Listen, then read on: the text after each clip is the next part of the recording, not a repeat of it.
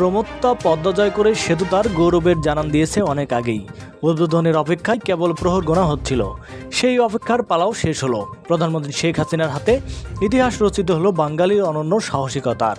দেশের দক্ষিণে দুয়ার আজ খুলল স্বপ্নের পদ্মা সেতু। আজ সত্যি এ তো বাঁধভাঙ্গা উচ্ছ্বাস আনন্দ জার্লি চলছে। এই উচ্ছ্বাস নাড়া দিয়েছে এক সময়ের জনপ্রিয় অভিনেত্রী চিত্রনায়িকা শাবনূরকেও। সুদূর অস্ট্রেলিয়া থেকেও তিনি ভাগ বসাতে চাইলেন সবচেয়ে বড় অর্জনের আনন্দ উদযাপনে। জানালেন নিজের অনুভূতির কথা। সে অনুভূতির প্রকাশে আপাতত সামাজিক যোগাযোগ মাধ্যমটাই ব্যবহার করলেন এই অভিনেত্রী। শনিবার দুপুরের ফেসবুক শাবনূর এক পোস্টে লেখেন, স্বপ্নের পদ্মা সেতু এটি বাংলাদেশের দীর্ঘতম সেতু, স্থাপত্য শিল্পের এক শ্রেষ্ঠ স্থাপনা এবং ঐতিহাসিক নিদর্শন। আমাদের গর্বের এই সেতু উদ্বোধন হয়ে আমি আমার সবার সাথে মহা সুখে উচ্ছ্বাসিত, উদ্বেলিত ও আনন্দিত।